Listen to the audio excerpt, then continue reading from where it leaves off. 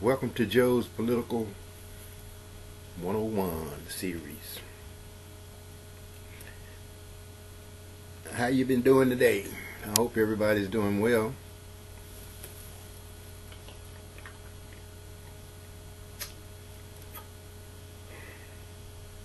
I hope you've been watching at least some parts of what's going on in the political world today, especially the presidential campaigns. This guy Mitt Romney, man, he's weird. I wonder if all rich people are like that, or is it just those kind that's got millions and millions and millions of dollars?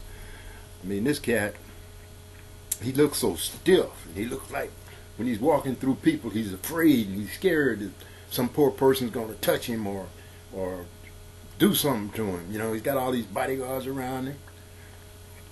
Today he was at this sandwich shop, you know, which, you know, it seemed comical because after he had ordered his sandwich, you know, on the little machine, you go in there and you punch in your little sandwich, what you want, how much it is, and then you go pay for it.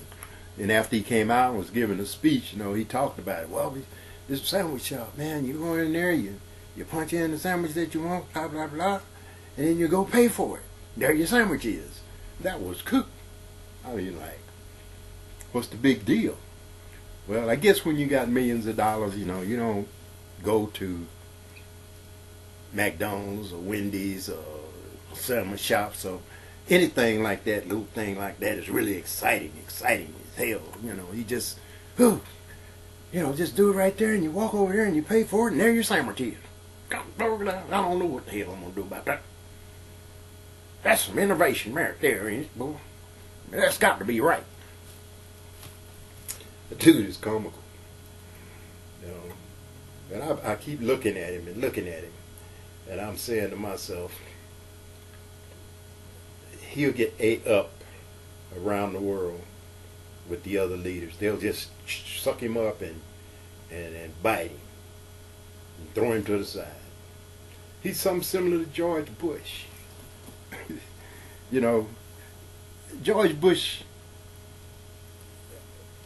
wasn't a smart man, you know, and this guy is older than George Bush, and he may have smarts as far as how to make money and the business world and all of that, but he's not a smart individual. He don't have what you can call common sense. You know, education is one thing, common sense and understanding is another. You know, and in my opinion, this guy Mitt Romney, Mitchell Romney or Willis Romney or whatever his name is, Reverend Al calls him Willis, others call him Mitt, and I've heard Mitchell, you know, but at any rate, this guy is running for president of the United States of America, the biggest, the most powerful country in the world, the most technological, I can't pronounce, country in the world. And he can't answer a question. When he's asked a question, he can't give an answer for it, or he won't take a stance on anything. He's just there. And what it boils down to me, you know, I could be wrong. I could be wrong. Make no mistakes. You know, I ain't always right, but I'm close to right on this one. He got a bucket list. And on that bucket list of things that he wants to accomplish in his life before he leaves this world is make almost $1 billion or $1 billion. Take off with my car and have my dog on top of it and all that good stuff. But the ultimate goal on my bucket list is to be President of the United States of America. That will complete my bucket list. You know, I can be the president for 4 years, and I can get out of the presidency and I can get me a library boy. And everybody know Mitt Romney. He did it. He's a successful man, you know.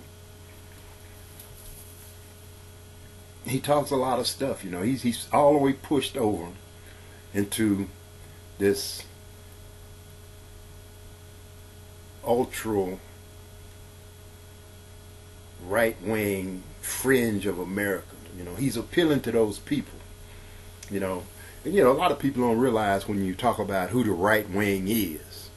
You know, well, let me explain that to you about who the right wing is. That's Bubba. Bubba and Jose Balvador over there. The cat with the rebel flag and a big beard and a big mouthful of damn tobacco. Talking about that Obama boy, he don't need to be in that president office. He need to be somewhere else. He need to be somewhere teaching school or in a courtroom. Or he don't need to be in the White House. The White House is the wrong place for that. He ain't got no business in there. Do you know that our Constitution says if you're not American, you can't be in the White House? That's what our Constitution says now. And why is he in there? Now, how did he get in there?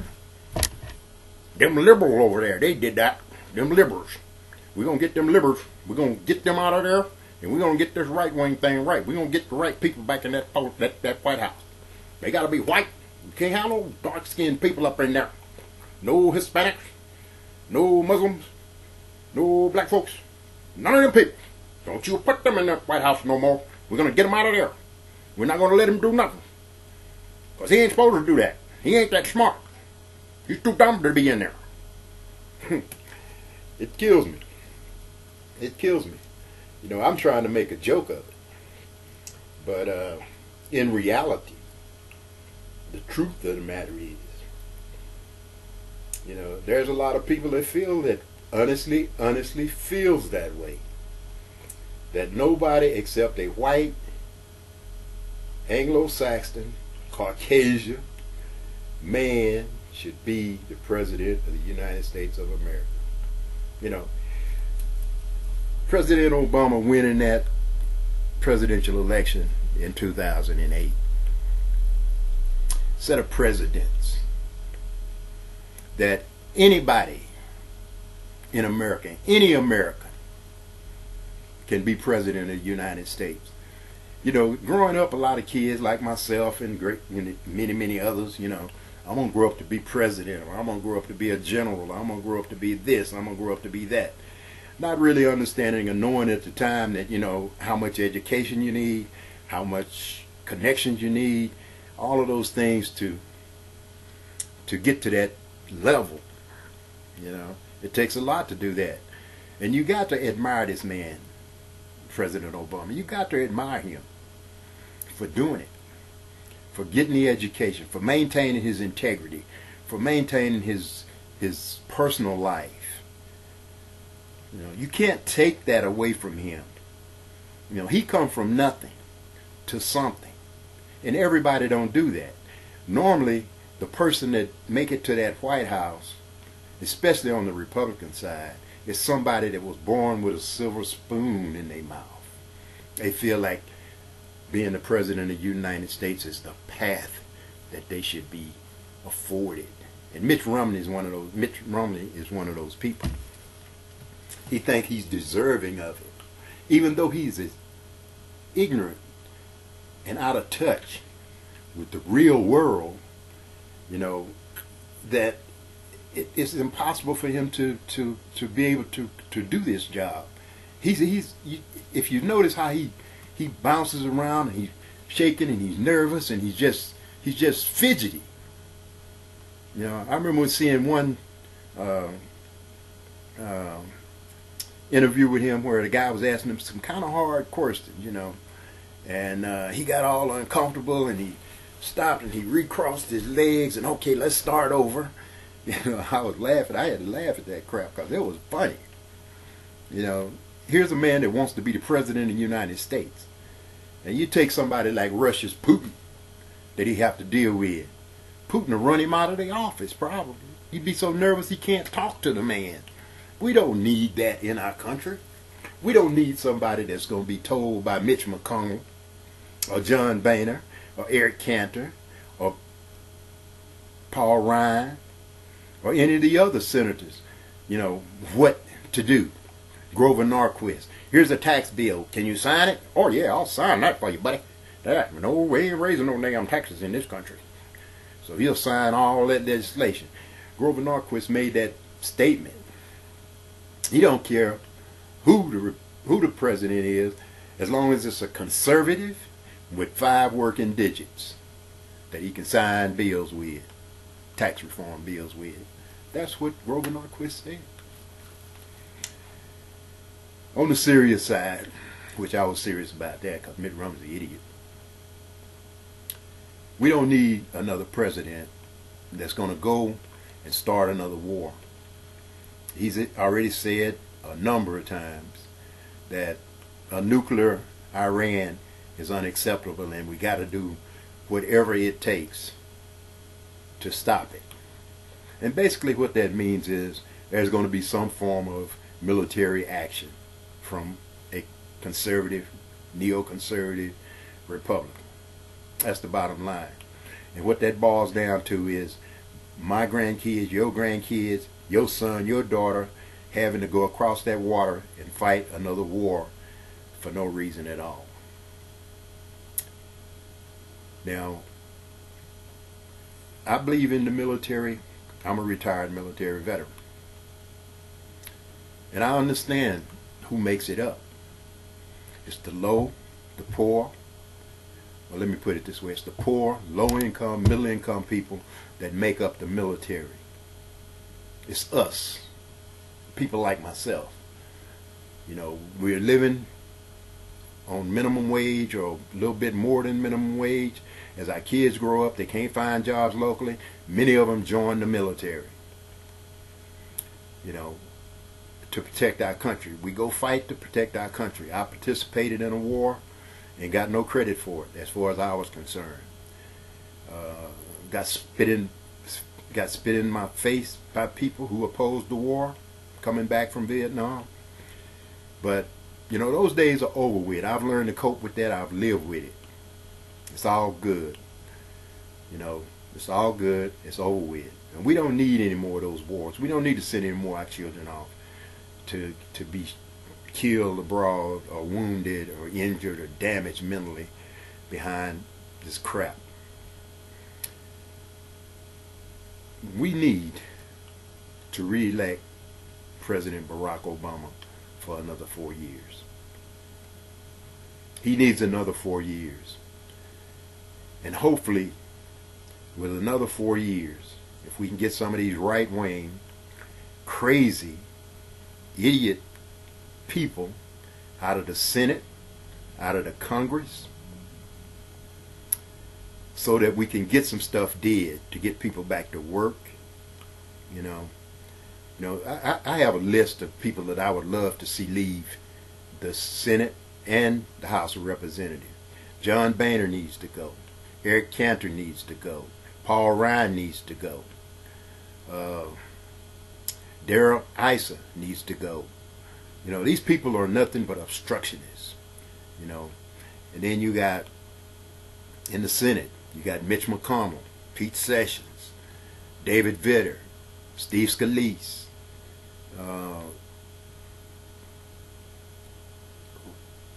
Rand Paul. You know, all these people need to be gone. And then they got the ones that I don't know by name because I hadn't really had an opportunity to really check into what the new guys are or who they are. But they need to go because they are part of that problem. They're the 87 or so people that's in the House of Representatives and the Senate that are obstructing a lot of things, that's demanding of John Boehner and of Mitch McConnell what to do. Now, Mitch McConnell has been a public employee. He has been working for the federal government since he was in his 20s. And he's 70 years old probably, or 71 years old now. And he's opposing anything that has to do with public sector workers. He worked for the government. He's been drawing a check from the federal government for 40-some years. Now, what kind of crap is that? What kind of crap is that? The government ain't supposed to be in the business of creating jobs. But he works for the federal government to create his job He's sent to there. You know, he represents Kentucky. He's sent to Washington, D.C., and he's a powerful man. He's a powerful man. You know, and he's part of this deal of trying to buy these elections, and that's exactly what they're trying to do. But I don't believe the American people is as stupid as they think they are. We're not dumb people. We don't just, you know, take and listen to what you say and accept it. We know the difference between why a job isn't being created and why a job is being created. You know, so when you go to the polls in in November of 2012, I'm praying that you're going to vote for Barack Obama for a second term. And then when you go also to the polls, think about the congressman, the senator that you sent into Washington, D.C. to represent you. Because what we have up there now is not fulfilling their responsibility. I'm running out of time on this one, but I'll pick it up on the next one. Thank you for tuning in. You have a good day.